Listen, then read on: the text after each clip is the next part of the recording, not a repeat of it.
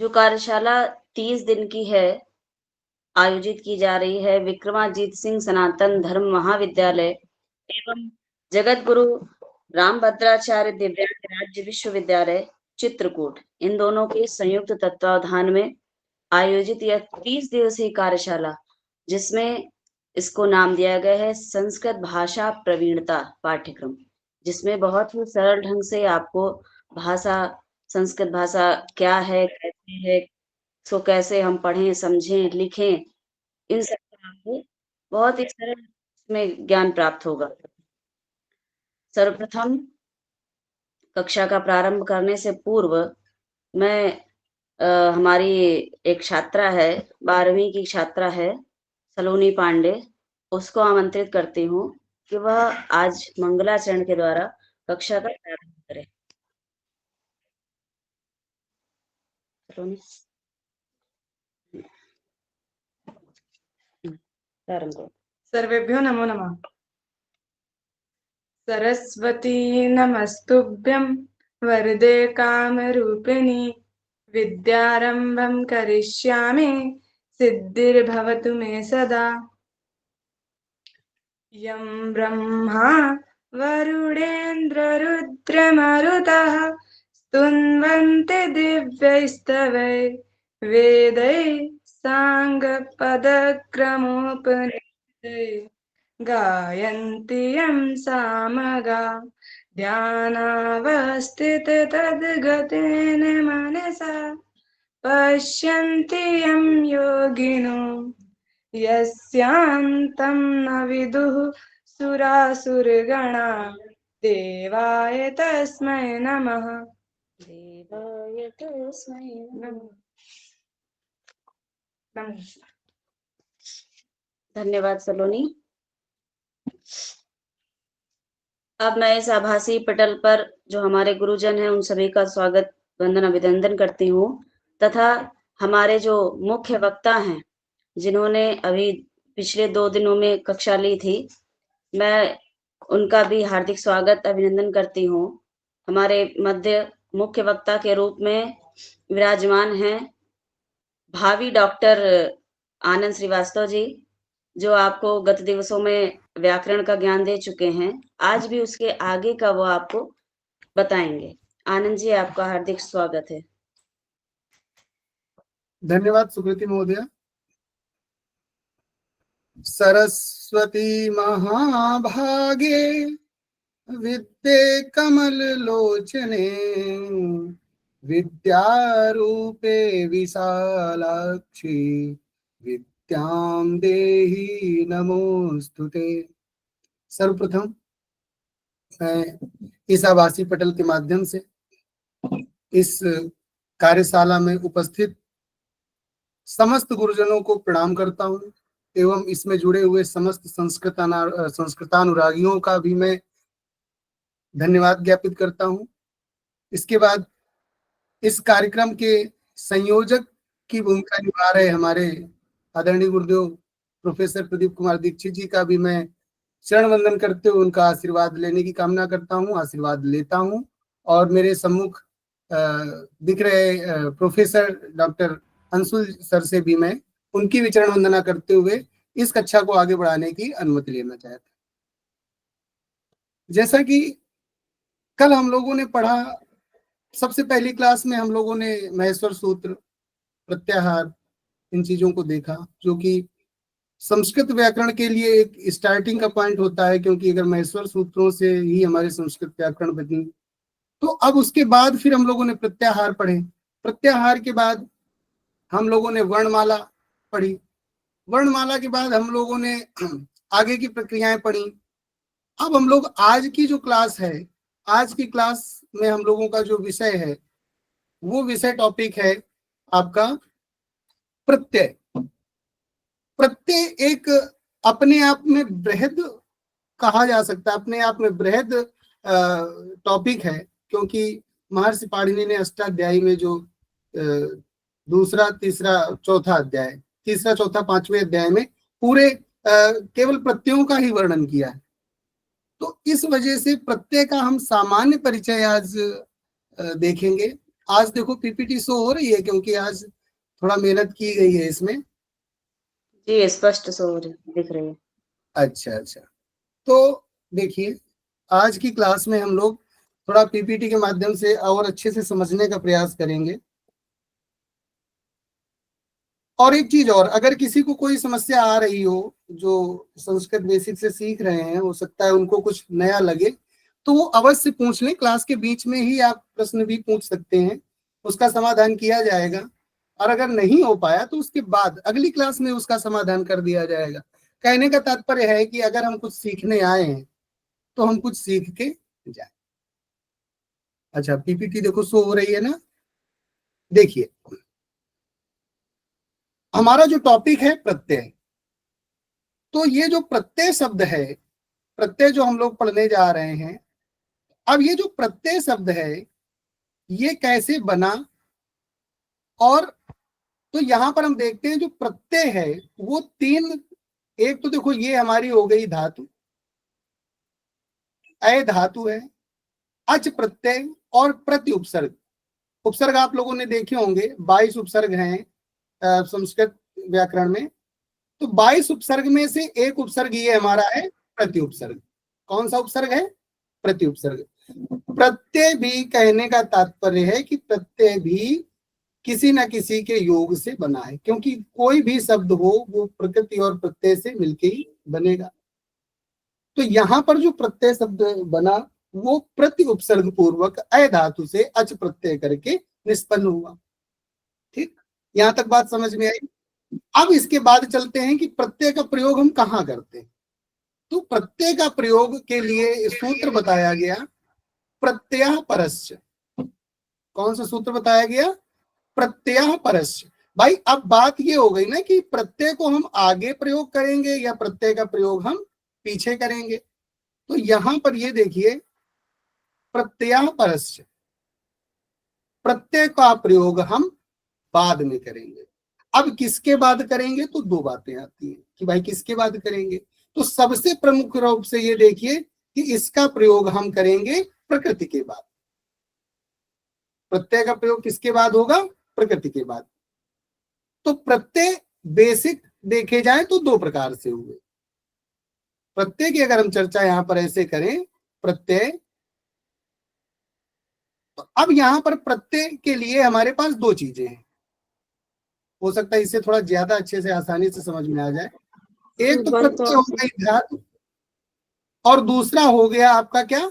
प्रातिपदिक। यही चीजें हैं ना, धातु और प्रातिपदिक। अब जो प्रत्यय धातु के बाद लगेंगे, जो प्रत्यय धातु के बाद लगेंगे, कुछ प्रत्यय, और कुछ प्रत्यय प्रातिपदिक के बाद लगेंगे। ठीक, कुछ प्रत्ययों को धातु के बाद लगाया जाएगा और कुछ प्रत्ययों को प्रातिपदिक के बाद लगाया जाएगा। तो धातु के बाद, अब हम लोग साइड में चलते हैं। धातु के बाद लगने वाले जो प्रत्यय हैं वो दो हैं। कौन कौन से? कृत और तिंग। कृत प्रत्यय और तिंग प्रत्यय। अब यहां पर जो कृत प्रत्यय हैं, तो देखिए जब हम कोई शब्द बनाते हैं तो जो कृत से अंत होता है, जिनमें, जिन शब्दों में कृत प्रत्यय लगे होते हैं, तो कृत से जिनका अंत हो रहा होता है तभी हम इसको संधि करके बना देते हैं कृदंत। वो वाले हमारे क्या कहलाते हैं शब्द? कृदंत। और जिसमें तिंग लगा होगा तो वो क्या कहलाएंगे? तिगंत। तिगंत कहलाएंगे। मेरी बात समझ में आई? वो तिगंत कहलाएंगे, वो कृदंत कहलाएंगे। तो पहले हमने बेसिकली देखा कि हमारे पास दो चीजें हैं, एक तो धातु से लगने वाले और दूसरा प्रातिपदिक से लगने वाले। तो धातु की चर्चा हम लोगों ने कर ली। धातु का सामान्य परिचय कल हमने थोड़ा दिया था, जिससे क्रिया के मूल स्वरूप का, क्रिया का बोध हो, वो सब धातु में कहलाती है। अब क्रिया से लगने वाले और इसके बाद प्रातिपदिक से लगने वाले, तो क्रिया तो आप लोग धातु समझ गए। धातु के बाद हम लोग आते हैं प्रातिपदिक क्या है। कुछ लोगों को पता भी होगा, जिन लोगों को नहीं पता है उनके लिए हम लोग बता दें। तो प्रातिपदिक के लिए हम लोग ऐसे समझ लेते हैं कि प्रातिपदिक क्या है। संस्कृत वर्णमाला में महर्षि पाणिनि भगवान ने प्रातिपदिक संज्ञा की, और प्रातिपदिक संज्ञा किसकी होती है उसके लिए उन्होंने नियम बताया, सूत्र बताया कि किसको हम प्रातिपदिक कहेंगे। सबसे पहला उन्होंने सूत्र दिया, अर्थवत अधातु अप्रत्यय प्रातिपदिकम। क्या बोला गया? अर्थवत, अगर इसी को हम देखो विच्छेद करके पढ़ेंगे यहाँ पे, तो आपको ये चीज लिखी है इसमें, अर्थवत अधातु अप्रत्यय। भाई अर्थवत, यहाँ जो तकारांत तकार है और ये इसके ये जुड़ जाएगा तो ये दा में बदल जाएगा जब संधि करेंगे। तो अर्थवत अधातु अप्रत्यय प्रातिपदिकम संज्ञा से, अर्थात जो अर्थवान है। अर्थवत का मतलब क्या हुआ? जो अर्थवान है। अर्थवत का अर्थ यही तो हुआ कि जो भाई अर्थ रखता हो, निरर्थक ना हो, जो अपने आप में कुछ विशिष्ट अर्थ रखता हो। जैसे राम शब्द है, अगर हम राम नाम लेते हैं या हमने आनंद नाम लिया या हमने अन्य किसी का नाम लिया, तो उससे एक दिमाग में इमेज बन जाती है ना कि फला व्यक्ति होगा। हमने आम कहा, फल कहा, कुछ भी बोला, तो उसका एक नाम हो गया, वो अर्थवान हो गया। निरर्थक शब्दों की बात, निरर्थक शब्दों को प्रातिपदिक में नहीं रखा जाएगा। राम शब्द की चर्चा करें तो राम की भी व्युत्पत्ति में चीजें हैं, कुछ व्युत्पन्न कुछ अव्युत्पन्न अर्थ मानते हैं। अगर अर्थवान तो राम शब्द से हमें ज्ञात होता है भगवान दशरथ के पुत्र भगवान श्री राम। इस प्रकार तो अर्थवान वाला हो, अधातु हो। क्यों? क्योंकि धातु होगा तो भाई वो तो धातु के अंतर्गत रख दिया जाएगा, फिर तो प्रातिपदिक नहीं रहेगा ना। तो प्रातिपदिक होने के लिए क्या होना चाहिए? अधातु होना चाहिए। उसकी प्रकृति कैसी होनी चाहिए? अधातु होनी चाहिए। और कैसा होना चाहिए? अप्रत्यय। कैसा होना चाहिए? प्रत्यय नहीं होना चाहिए। तीन चीजें क्लियर हुई, अर्थवान हो, अधातु हो और अप्रत्यय हो। अब अप्रत्यय का अर्थ है कि अप्रत्यय यहां पर क्या है कि प्रत्यय ना हो। वो प्रत्यय ना हो तो वो हमारा क्या कहलाएगा? अप्रत्यय कहलाएगा। लेकिन अब बात ये आ गई कि अगर बहुत सारे शब्द ऐसे हैं जो कृत और तद्धित समास से मिलकर बने हैं, वो भी प्रातिपदिक के अंतर्गत रखे जाएंगे। जैसे हम यहाँ पर एक उदाहरण छोटा सा लेंगे, यहाँ पर छोटा सा एक उदाहरण लेंगे, पहले इसको इरेज कर दें, इसके बाद समझना आसान हो जाएगा। जैसे हमने यहाँ पर प्रातिपदिक एक लिया, राम। राम प्रातिपदिक ले लिया, ठीक। अब देखिए ये अर्थवान भी है, ये धातु भी नहीं है, धातु नहीं है, ठीक। इसके बाद ये प्रत्यय भी नहीं है। लेकिन अब अगर इसमें हमने क्या किया कि इसी में अगर हमने प्रत्यय लगा दिया, सुप प्रत्यय लगा दिया, तो क्या हो जाएगा? देखिए सुप प्रत्यय जब इसमें लगा देंगे आप, ठीक, तो अब ये आपका बन जाएगा रामा। तो इन्होंने ये कहा कि जो आपके कृत तद्धित समासास, कृदंत और तद्धितांत शब्द भी हैं और सामासिक पद भी हैं, वो भी हमारे क्या कहलाएंगे? प्रातिपदिक कहलाएंगे। इतनी बात समझ में आई? तो जो राम शब्द है, राम में हमने ये जो राम है ये हमारा तो प्रातिपदिक है, लेकिन ये रामा क्या है? ये पद है। ये क्या है? पद है। और ये क्या है? प्रातिपदिक है। कुछ अंतर क्लियर हुआ? ये आपका राम प्रातिपदिक है। एक मिनट, ये जो राम है ये आपका प्रातिपदिक है।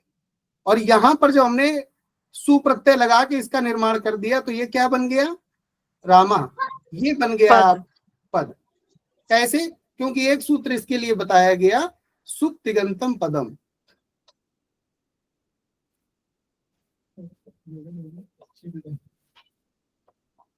सुप्तिगंतम पदम, ये चीज कहता है सूत्र कि सुप और तिंग से जिनका अंत है, जो अंत हो रहे हैं ऐसे शब्द जिनमें सुप प्रत्यय लगा हो, तिंग प्रत्यय लगा हो, तो वो हमारे सब क्या कहलाएंगे? पद कहलाएंगे। इतनी बात समझ में आई।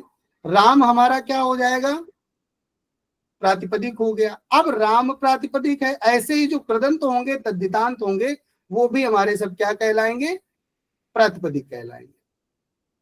अच्छा, इसके बाद हम लोग देखो चलते हैं, यही चीज इसमें सर बताएंगे जी। सर आपने कहा कि कुछ प्रत्यय ऐसे होते हैं जो कि प्रातिपदिक के बाद आते हैं और कुछ प्रत्यय ऐसे होते हैं जो प्रातिपदिक ना हो तब भी आएंगे, परंतु सर हमने जो मेरा अनुभव है वो हाँ मैंने ये देखा है कि बिना प्रातिपदिक के कोई भी प्रत्यय नहीं आते हैं, क्योंकि ये जो दो सूत्र हैं ना उसमें देखिए प्रातिपदिक की अनुवृत्ति आ रही है। बिल्कुल बिल्कुल, 45 के बाद ये 46 सूत्र है, 45 की अनुवृत्ति आएगी। जी तो जो कृत तद्धित समासास्य, इस ये जो कृदंत है, तद्धितांत है, वो भी हमारे क्या है, प्रातिपदिक में ही रखे जाएंगे। जी बिना उनके बाद भी प्रत्यय को यूज कर सकते हैं, प्रत्यय को लगा सकते हैं। तो बिना सर प्रातिपदिक के तो ये काम नहीं हो सकता ना, हाँ, तो प्रातिपदिक तो होगा बिल्कुल, तो तभी प्रातिपदिक संज्ञा की गई, वही तो हमने बताया कि इससे भी प्रातिपदिक बना, और ये जो भी प्रत्यय जिसमें लगे वो भी प्रातिपदिक ही कहलाएंगे। कृत तद्धित समासास ये भी प्रातिपदिक संज्ञा को ही बताता है। कृत तद्धित समासास भी आपकी प्रातिपदिक संज्ञा को ही बताता है। एक मिनट, जी अब देखिए हम लोग, हाँ, तो ये आपका कृत तद्धित समास भी प्रातिपदिक संज्ञा ही करता है, ठीक, क्योंकि प्रातिपदिक संज्ञा के लिए ही बेटा ये सूत्र दोनों आ रहे हैं, 45 और 46। अब देखिए, अब इसके बाद हम लोग चर्चा करते हैं,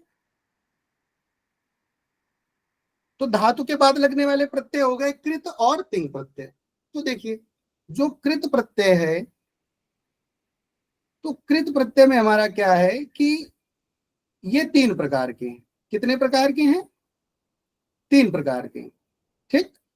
नंबर 1 में हमारा जैसे कृत्य प्रत्यय आता है, दूसरा कृत्य, और तीसरा उणादि।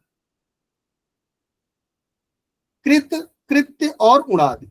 देखिए, जो कृत प्रत्यय है उसकी संख्या निश्चित नहीं है, कितने भी हो सकते हैं, लेकिन जो कृत्य प्रत्यय हैं उनकी संख्या कितनी है, 7 है। टीजीटी के सिलेबस में कृत्य प्रत्यय का ही है।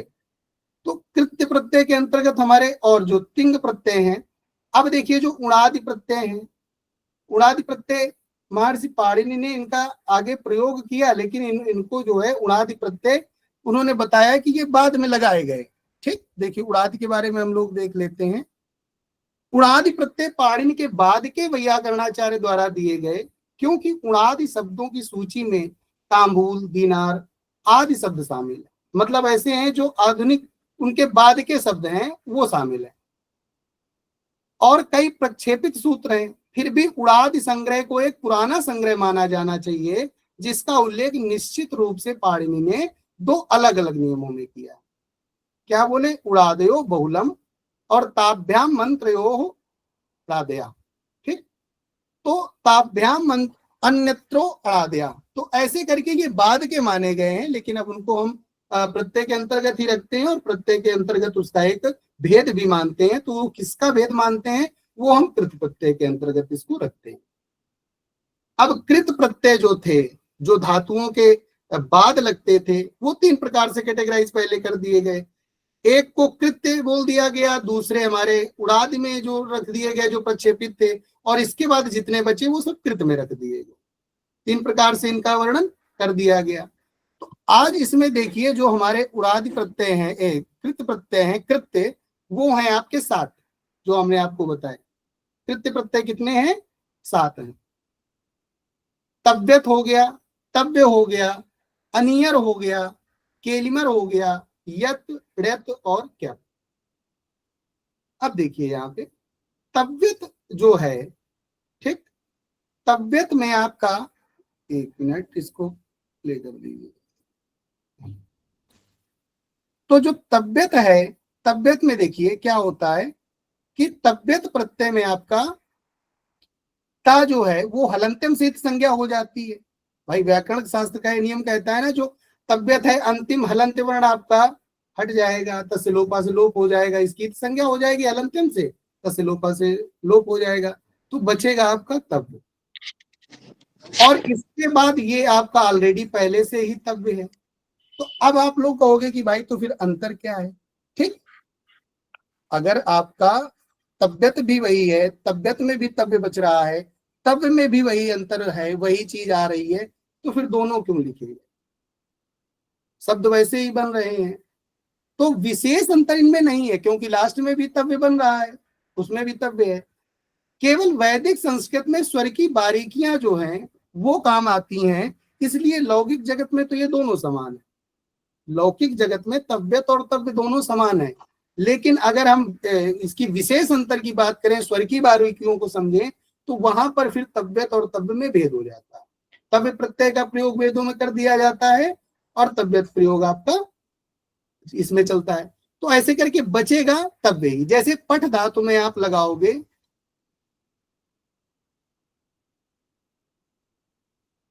तव्यत प्रत्यय लगाओगे, तालंतिक हो जाएगा, पठितव्य बन जाएगा। ठीक, कितनी बात समझ में आई आप लोगों को? तो कृत्य प्रत्यय आपका यहां से देख लेते हैं एक बार।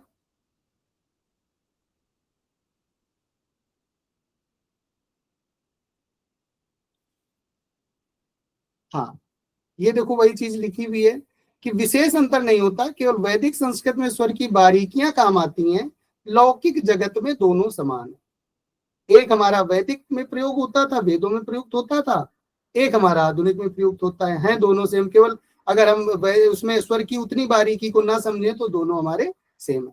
अनियर में आपका क्या शेष बचेगा? तो रा की हलंत्यम सहित संज्ञा हो जाएगी, अनीय शेष बचेगा। जैसे पठ धातु में आप अनीय लगाओगे तो पठनीय हो जाएगा। अर्थ इनका सबका क्या होगा? चाहिए के अर्थ में। अब देखिए, चाहिए के अर्थ में दो चीजें, चाहिए या योग्य। तो योग्य या चाहिए के अर्थ में इनका प्रयोग होगा। तो अब हम अगर कर्तवाच्य की बात करें, कर्तवाच्य में क्या होता है कि चाहिए के अर्थ के लिए तो हमारा एक लकार ही प्रयुक्त होता है। कौन सा लकार होता है, कोई बताएगा? वो वाला चाहिए के अर्थ में कौन से लकार का प्रयोग करते हैं हम लोग?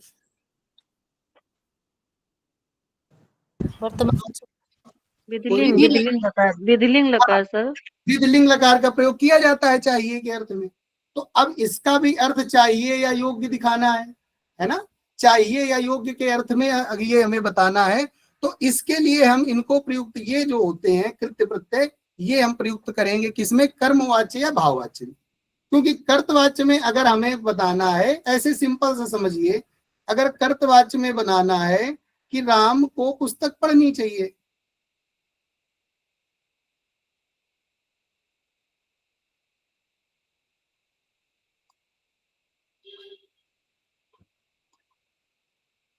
पढ़नी चाहिए, तो अब इसके लिए क्या हो जाएगा?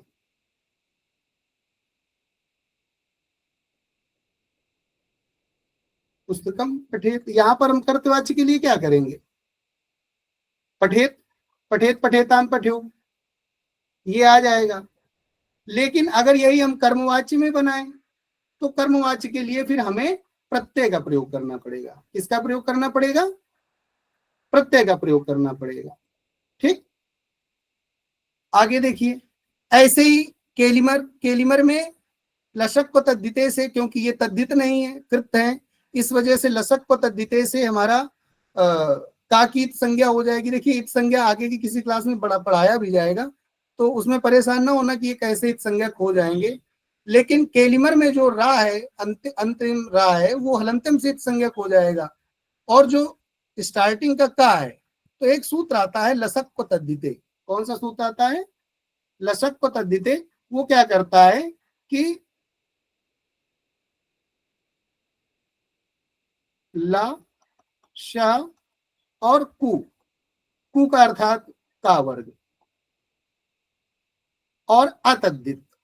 अतद्धित में क्या हो जाता है? तद्धित नहीं होना चाहिए, तद्धित प्रत्यय नहीं होना चाहिए। तो क्या करता है? ला, शा और कु की इत संज्ञा हो जाती है। तो यहाँ पर का वर्ग है, यहाँ पर का है, का वर्ग है, तो उसकी हमारी क्या हो जाएगी?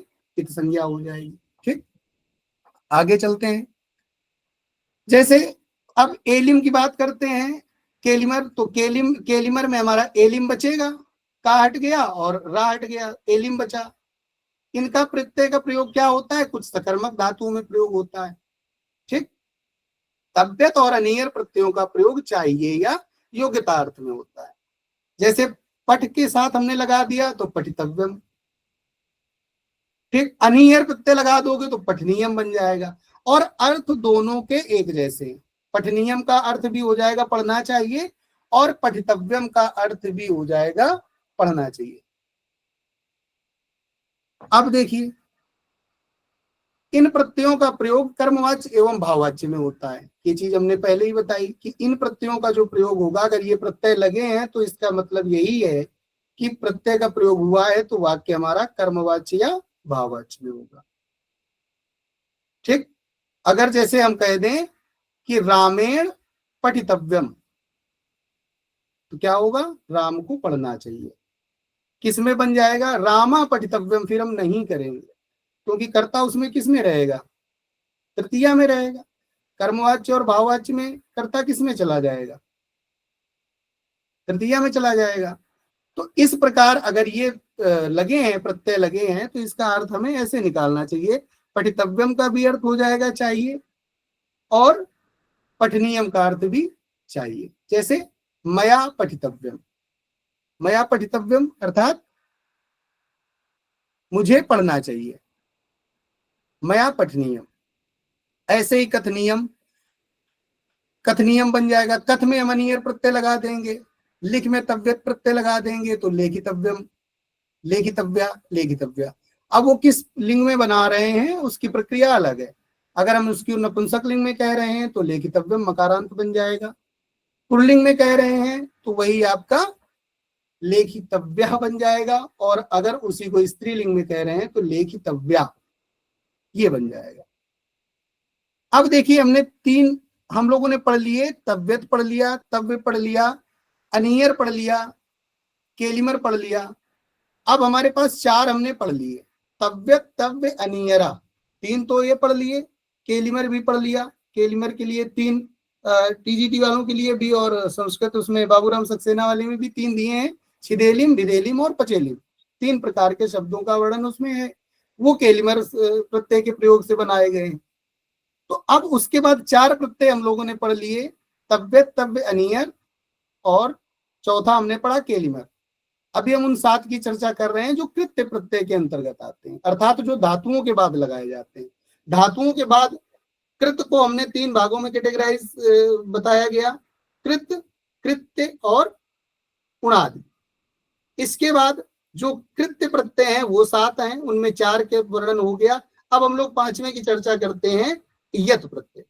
देखिए, तीन बचे, यत, ण्यत और क्यत। कौन कौन से बचे, यत, ण्यत और क्यत।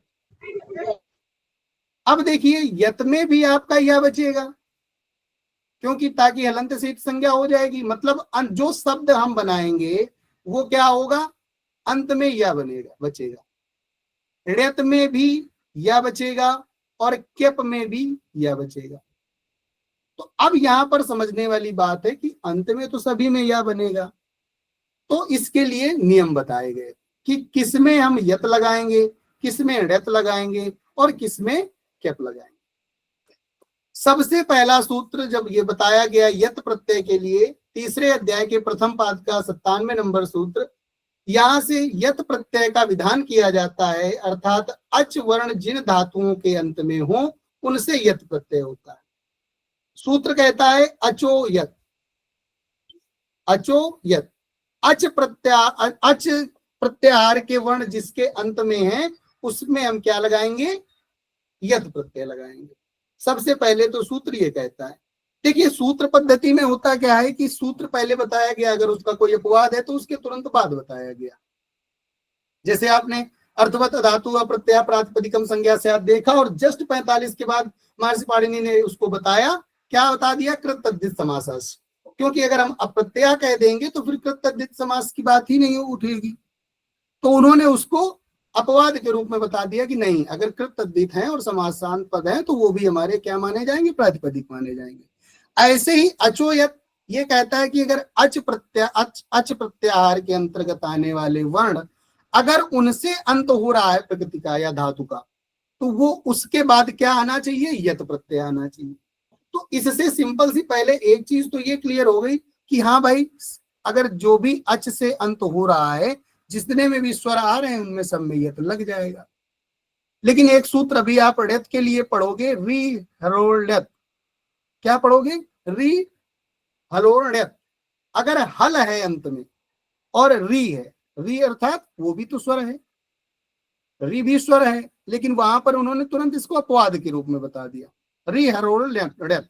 तो वो हम क्या करेंगे कि जो री की मात्रा है, अगर ऋषि है अंत में, तो वहां पर हम क्या प्रयुक्त करेंगे, ऋत प्रत्यय का प्रयोग करेंगे, विधान करेंगे। तो पहले तो सामान्य ये समझ लीजिए कि अगर यत प्रत्यय लगाना है तो जो हमारी धातु है उसके अंत में क्या होना चाहिए, स्वर होना चाहिए। जैसे अब ये क्या बताता है, तो चाहिए या योग्य अर्थ को बताने वाले यत प्रत्यय के ताकि हलंत्यम सूत्र से इत संज्ञा होकर लोप होने पर केवल या शेष बचता है। जैसे यहाँ पर जो यत है, यत के ता की हलंत्यम से इत संज्ञा हो गई, तस्य लोपा से लोप हो गया, अदर्शनम लोपा से दिखेगा नहीं। ठीक, अब हमारे पास केवल यह बचा। यत प्रत्यय चाहिए या योग्य अर्थ को बताने के लिए हम किसका प्रयोग करते हैं, यत प्रत्यय का प्रयोग करते हैं। यत प्रत्यय जुड़ने के बाद धातु के स्वर को गुण हो जाता है, धातु के स्वर को गुण हो जाता है, अर्थात जो धातु में स्वर है वो क्या हो जाएगा, गुण हो जाएगा। जैसे देखिए, अब ये आपका यहां पर दा, ये लिखा है दा, दा माने देना। तो अब यहां पर ये धातु है आपकी, अब यहां पर बता दिया गया कि यत प्रत्यय लगा दिया। अब ताकि तो हलंत्यम से इत संज्ञा हो गई, ये हटा दो भाई साहब।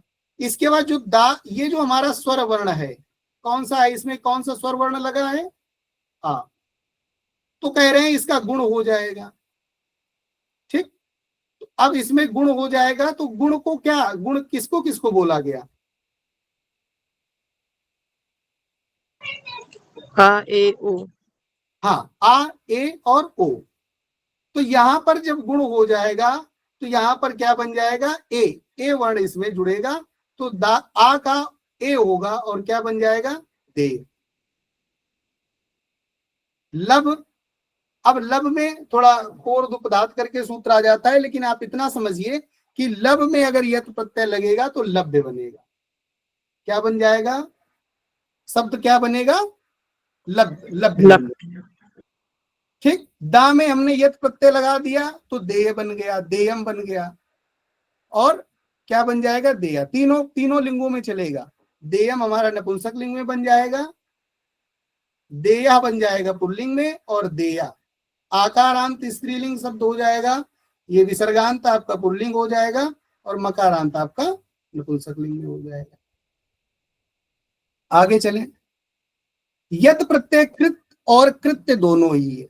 ये बात हम लोग समझ गए कि कृत तो है ही क्योंकि कृत के अंतर्गत रखा गया है, और कृत्य है क्योंकि कृत्य को कैटेगराइज 7 में किया गया, उन्हीं 7 का एक रूप ये भी है। यह प्रत्यय भी कृत्य होने के कारण भाव और कर्म अर्थ में, अर्थात भाववाच्य और कर्मवाच्य में होगा, क्योंकि ये भी कृत्य के अंतर्गत आता है। जैसे तब्यत तव्य नियरा भाव और कर्म अर्थ में प्रयुक्त हुआ, ऐसे ही आपका ये भी कृत्य के अंतर्गत आता है। इस कारण इसका भी प्रयोग हम क्या करेंगे, भाववाच्य और कर्मवाच्य में ही होगा। लौकिक दृष्टि से यह प्रत्यय भी योग्य या चाहिए अर्थ में प्रयुक्त होता है। अब देखिए लौकिक अर्थ में, अब जैसे हमने तबियत पढ़ा उसका भी यही अर्थ होता था, अनियर पढ़ा उसका भी अर्थ यही होता था, ऐसे ही आपका यत प्रत्यय का अर्थ भी योग्य या चाहिए के अर्थ में ही होता है। अब आप ये समझ सकते हो कि प्रत्यय के प्रयोग से हम कितने प्रकार के शब्द बना सकते हैं, और उन शब्द का अर्थ भी एक ही होगा। ऐसा नहीं है कि अर्थ भी बदल जाए, हाँ अर्थ बदलेगा, अगर अन्य कोई प्रत्यय का प्रयोग करेंगे तो अर्थ भी बदलेगा। लेकिन व्याकरण शास्त्र की सारगर्भिता देखिए कि तबियत प्रत्यय भी लगा रहे हैं तो भी अर्थ वही जा रहा है ना। इसके बाद अनियर प्रत्यय लगा रहे हैं तो भी अर्थ वही जा रहा है, यत प्रत्यय लगा रहे हैं तो भी हमारा अर्थ वही जा रहा है। जैसे पा में हमने अत प्रत्यय, आप यत प्रत्यय लगाओगे तो क्या हो जाएगा, पेयम हो जाएगा।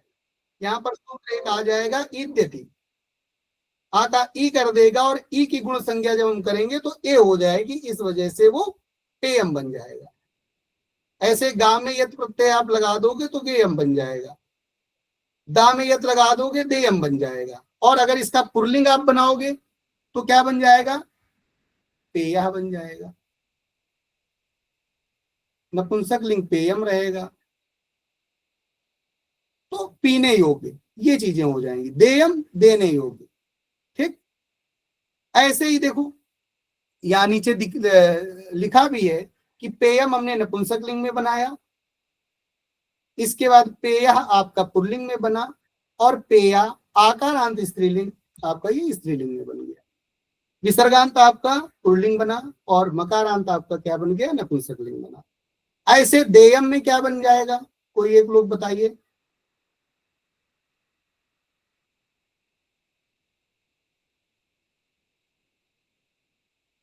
देयः देया देयम। हाँ, देयः बन जाएगा और देया और देयम। ठीक, इतना बन जाएगा। इसके बाद अब हम लोग यत प्रत्यय हुआ, इसके आगे का देखते हैं। कुछ उदाहरण देख लीजिए यत प्रत्यय के। पहले यत प्रत्यय समझ लो कि सबसे पहले दो चीजें, इसका प्रयोग हम कब करेंगे, प्रयोग किस अर्थ में करेंगे, तो प्रयोग करेंगे चाहिए या योग्य अर्थ में, है ना। किस अर्थ में करेंगे, चाहिए या योग्य अर्थ में। एक बात तो ये हो गई। अभी हम कृत प्रत्ययों के अंतर्गत आने वाले कृत्य प्रत्यय की बात कर रहे हैं, और उसका जो 5वां नंबर है यत प्रत्यय, उसकी बात कर रहे हैं। तो इसका अर्थ होगा चाहिए या योग्य के अर्थ में। दूसरी चीज है कि ये किस उसमें प्रयुक्त किए जाएंगे, किस वाच्य में प्रयुक्त किए जाएंगे, तो कर्तवाच्य या कर्मवाच्य में इनका प्रयुक्त किया जाएगा, क्योंकि ये कृत्य हैं, इस वजह से इनको कर्मवाच्य और भाववाच्य में प्रयुक्त किया जाएगा। आगे देखिए, अगर हम ची धातु के साथ, ची धातु का मतलब होता है चुनना। जब आप धातुओं का धातु पाठ करते हो, उसमें ची धातु जब आप पढ़ोगे, ची का अर्थ होता है चुनना। चुनना, ये इस धातु के साथ अगर हम यत प्रत्यय लगा रहे हैं तो क्या बन जाएगा, तेयम तेयम। हाँ, गुण कर दीजिए। देखियो, क्योंकि ई, इसका गुण क्या हो जाएगा, ए हो जाएगा। ऊ का गुण क्या हो जाएगा, ओ हो जाएगा। ठीक, जैसे देखो जी, जी का देखिए, जी माने जीतना, तो अब जेएम यहाँ पर जी में आप लगाओगे तो जेएम बन जाएगा, जेएम का अर्थ हो जाएगा जीतने योग्य। सु का मतलब हुआ सुनना, श्रव्यम बन जाएगा। अधि धन ई धन यत, अब देखो यहाँ पर क्या बन जाएगा, तो अध्येयम बन जाएगा। अधि धन ई, यहाँ पर और भी संस्कृत की जो प्रक्रियाएं हैं वो होंगी, और आपका कुल मिला के जो शब्द बनेगा वो बन जाएगा अध्येयम, ये हो जाएगा। भू धातु के साथ जब हम यत प्रत्यय लगाएंगे तो भव्यम बन जाएगा। ऐसे एक एक लोग पढ़िए इसकी, एक एक जो भी इसके आगे से एक एक लोग कोई कोई बोलते जाइए, जिससे सभी लोग एक बार उसको उच्चारण कर सकें उसका। प्रेयम, देयम, पूरा एक एक पेयम, बोलिए कि हम उसमें किसकी क्या धातु लगाए हैं, कौन सा प्रत्यय लगा है, वो क्या बना है और उसका क्या अर्थ है। क्री धातु, यत प्रत्यय, क्रेयम, होने योग्य। हाँ, दा खरीदने, बस बस एक एक लोग पढ़िए। देखो, क्री धातु है, क्री का अर्थ क्रय करना और क्रय करने योग्य अर्थात खरीदने योग्य। तो क्री में जब हम लगा देंगे यत प्रत्यय तो ई का गुण हो जाएगा ए और क्रेयम बन जाएगा।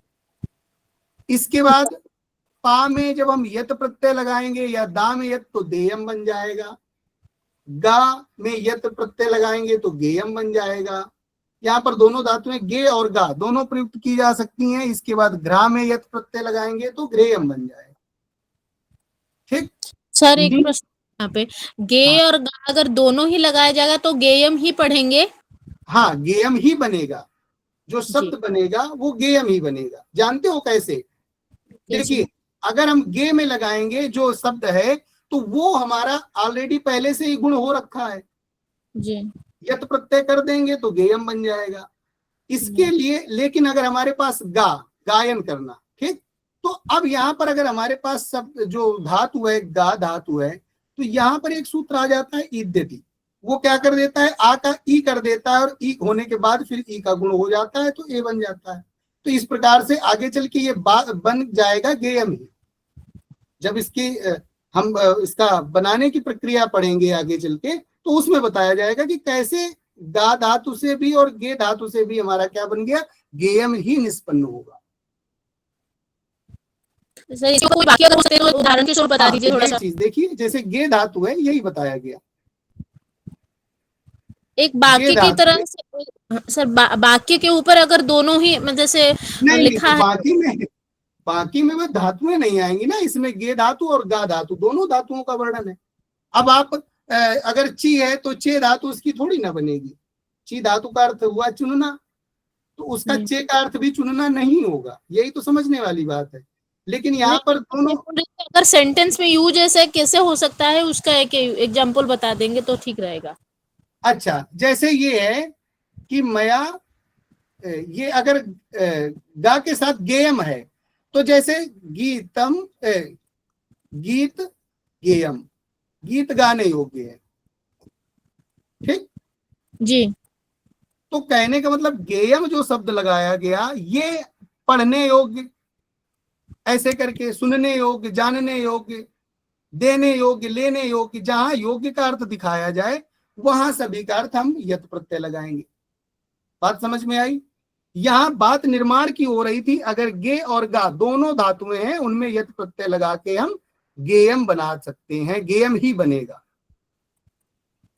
ठीक, आगे देखिए, धा का मतलब धारण करना, और धा में हमने यत लगाया तो क्या बन गया, धेयम बन जाएगा। धा में धा धारण करना और धा में यत प्रत्यय लग गया, धेयम बन गया। ऐसे करके छी यत क्षीण होने योग्य। तो इस प्रकार से हम इन शब्दों का निर्माण कर देते हैं। आगे चलें। अब देखिए, यत प्रत्यय हो गया, बेसिक सी जानकारी हो गई। इसके अंदर के सूत्रों की व्याख्या नहीं की जा रही है। अंदर कैसे क्या बना, क्या निष्पन्न हुए, उनसे मतलब नहीं है, क्योंकि फिर बहुत क्लास लंबी हो जाएगी। तो सामान्य परिचय की बात करें तो इसमें पाते हैं कि जैसे अब हम यत प्रत्यय हो गया, अब हम आते हैं ऋत प्रत्यय में। ऋत प्रत्यय भी कृत होने के साथ साथ कैसा है, कृत्य प्रत्यय है। भाई हम उसी के अंतर्गत इसको पढ़े हैं ना, कृत प्रत्यय के साथ साथ ये कृत्य भी है, तो कृत्य प्रत्यय के अंतर्गत रख देंगे। अब कृत्य प्रत्यय होने के कारण भाव और कर्मवाच्य में, एक मिनट,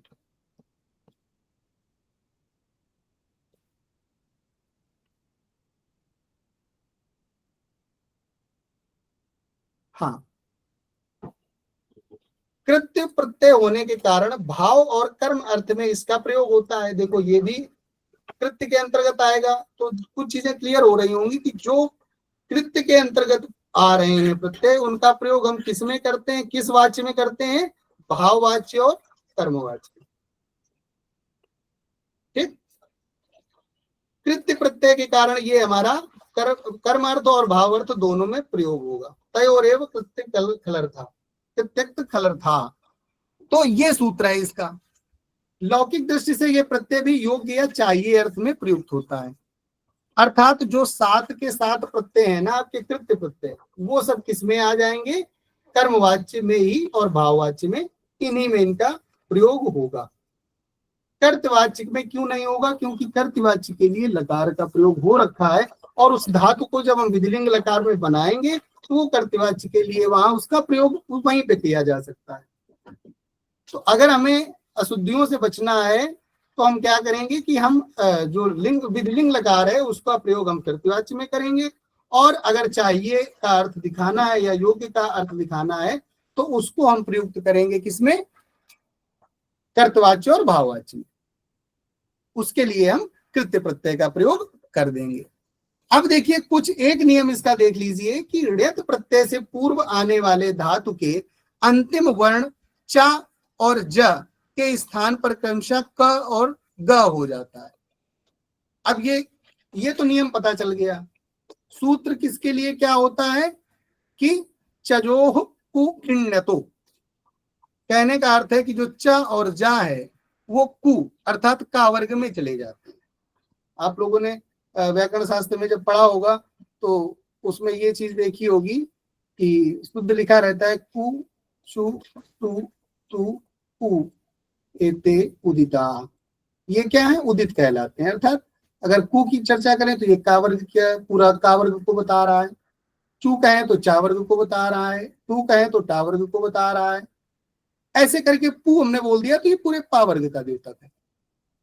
ऐसे यहाँ पर कह दिया गया चजोह कु गृण्यतो, अर्थात ये इसी के अकॉर्डिंग आ जाएगा। चा जैसे का वर्ग है तो का खा गा, अब ऐसे चा छा जा, तो देखो यहाँ चर्चा हो रही चा की, तो चा का के अकॉर्डिंग चेंज हो जाएगा और जा किस में बदल जाएगा, गा में। तो हमारा जो सूत्र है चजोह कु गृण्यतो हो, तो ये कहता है लेकिन कब होगा, यदि धातु का प्रथम वर्ण का वर्ग हो तो उक्त विधान नहीं होगा। कब नहीं होगा, जब कोई धातु है उसका अगर प्रथम वर्ण का वर्ग हो। जैसे देखो ऐसे समझिए, वच धातु है, वच धातु में णित प्रत्यय लगा दिया गया। पहले तो सबसे पहले जितने भी धातुएं हैं अगर उन धातुओं में क्या होगा, अंत में अच है तो आपका यत लगेगा।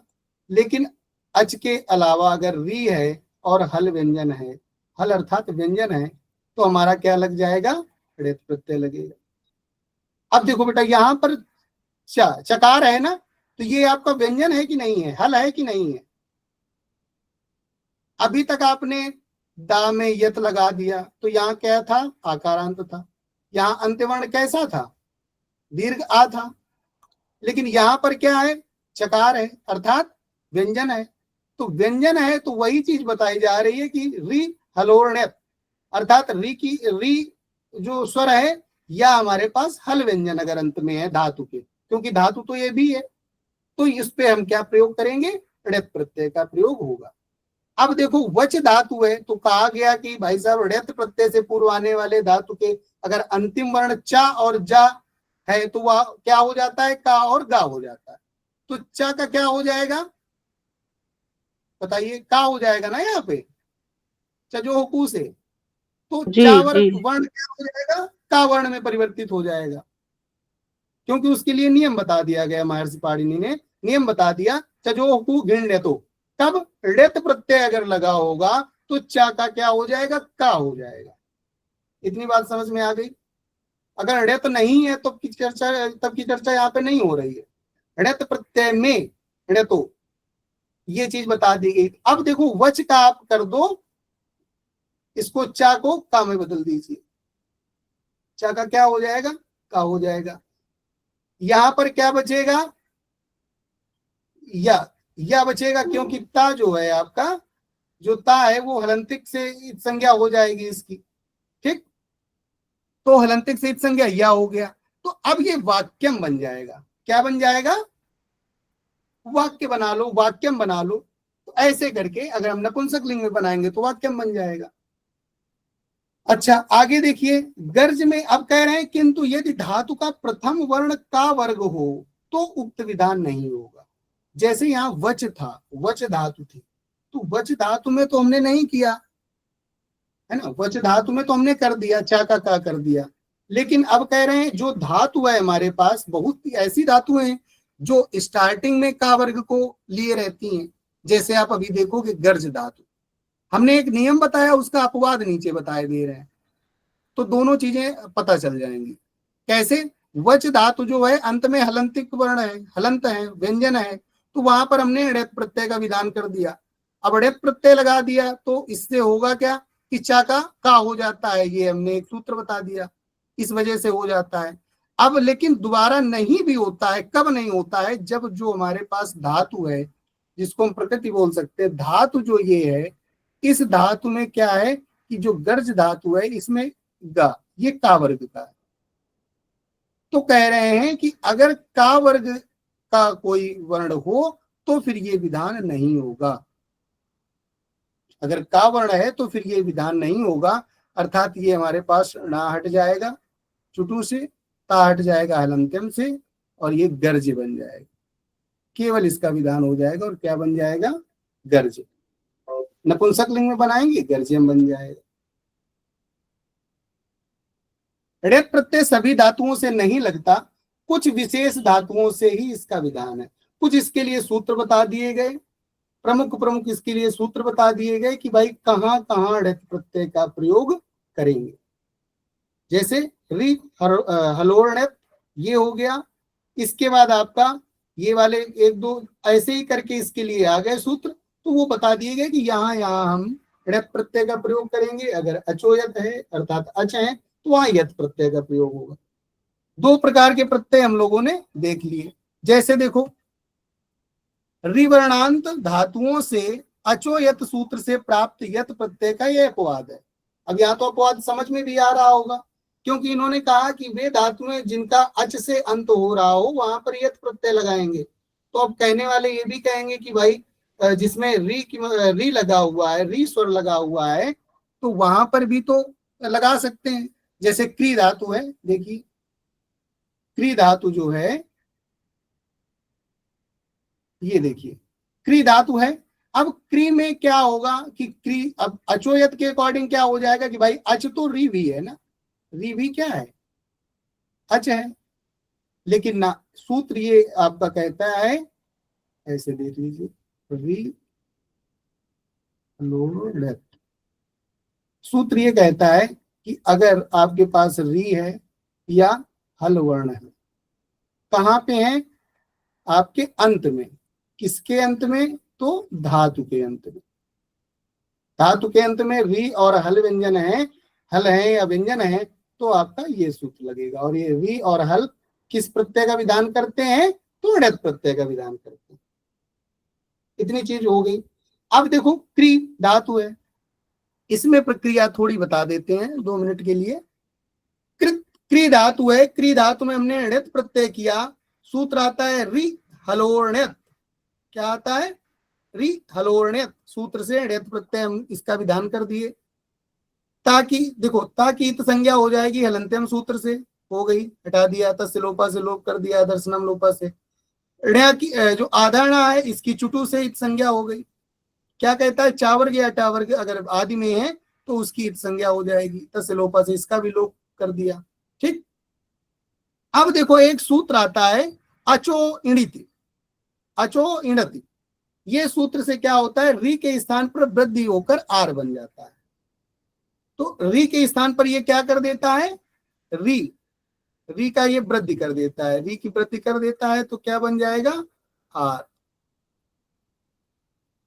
ये शब्द ये बन गया, वृद्धि इसकी संज्ञा हो गई।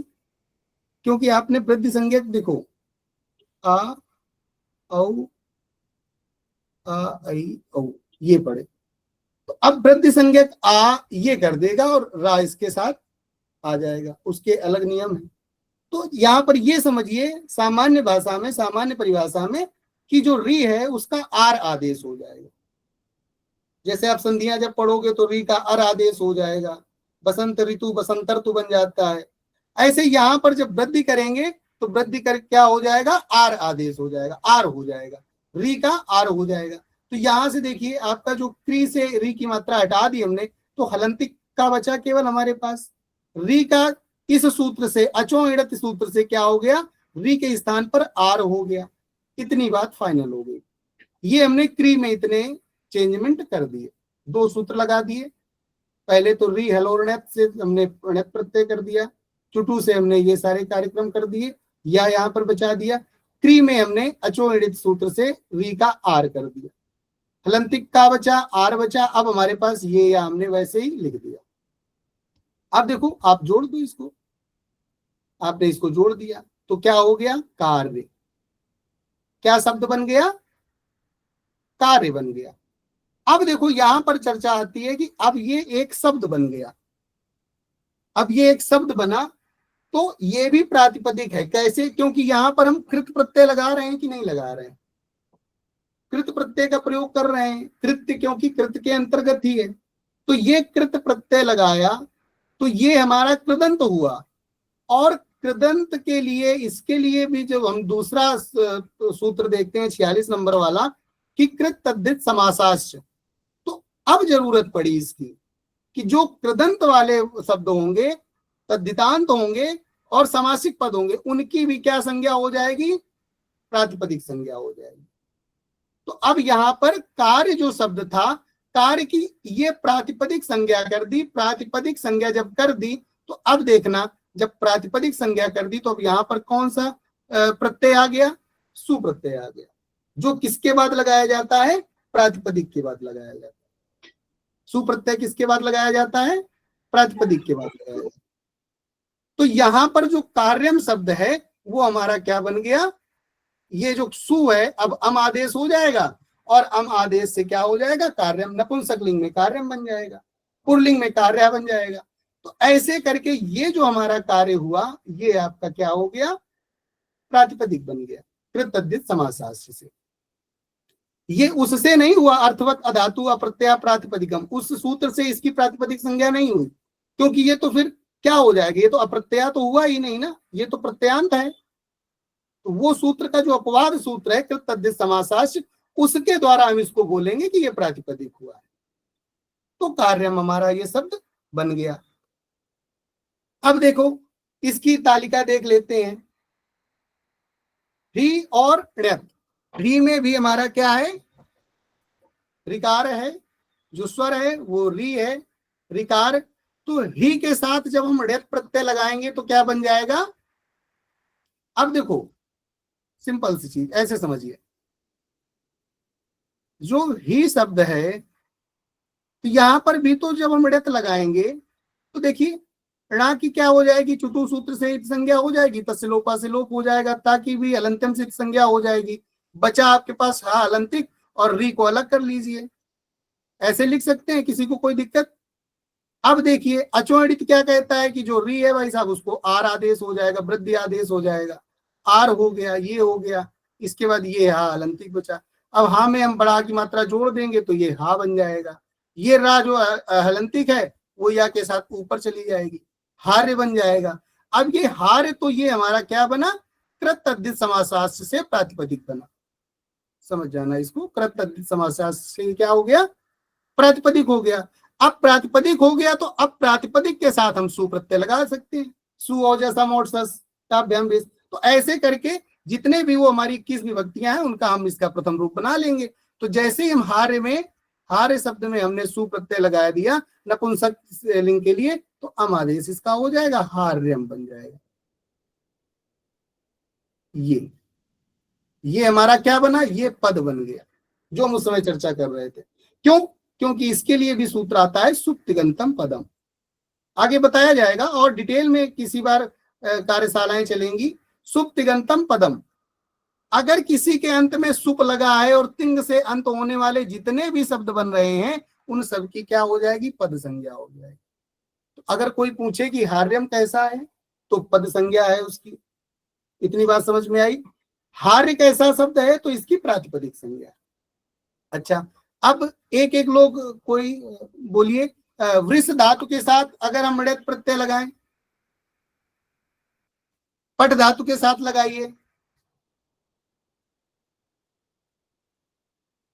पट धातु के साथ लगाइए, कोई एक लोग बोल दीजिए। पठ प्लस पठ योग यण्त, पठेयम, हाँ। पढ़ने योग्य, बच पाठ्यम हो जाएगा, पाठ्यम, पाठ्यम। पाठ्यम जी होगा, क्योंकि जो पूर्व स्वर है उसका क्या जी हो जाएगा? दीर्घ। तो पाठ्यम हो गया, पाठ्यम भी पढ़ने योग। अब देखो अच्छा एक अच्छी सी चीज ये देख लो, चलो अब आज तो समय हो गया है, एक चीज ये देख लीजिए आप लोग कि यहाँ पर जो पाठ्यम है, देखो मेरा लगेगा पाठ्यम का मतलब भी क्या हो गया? पढ़ने योग्य। पठनीयम, पठितव्यम, है ना? ये सबके अर्थ वही हैं, पाठ्यम तो ये जितने भी हैं ये सबका अर्थ पढ़ने योग्य ही माना जाएगा। चलिए तो फिर यहीं से आज क्लास, क्योंकि फिर ज्यादा हो जाएगी, 8:02 भी हो गए। आनंद जी, स्लाइड तो क्योंकि काफी है। जी सर। आनंद जी, अगर प्रतिभागी गण और पढ़ना चाह रहे हैं तो 10-15 मिनट दिया जा सकता है, एज यू लाइक। नहीं कोई नहीं सर, नेक्स्ट क्लास में भी कर लेंगे सर, अभी तो काफी। अच्छा ठीक ठीक ठीक है।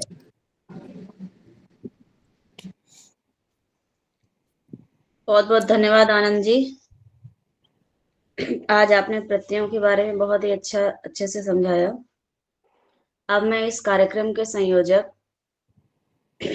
तथा छत्रपति शाहू जी विश्वविद्यालय में संस्कृत विषय के संयोजक विक्रमाजीत सिंह सनातन धर्म महाविद्यालय में संस्कृत विभाग में प्रोफेसर पद को अलंकृत कर रहे हमारे प्रोफेसर प्रदीप दीक्षित जी से निवेदन करती हूँ कि वह आकर हमारे मुख्य वक्ता का धन्यवाद ज्ञापन करें। स्वागत है। मेरा सभी को प्यार भरा नमस्कार स्वीकार हो। और ये रोज धन्यवाद की प्रक्रिया को मैं पूर्ण करता हूं। इसमें सर्वप्रथम धन्यवाद है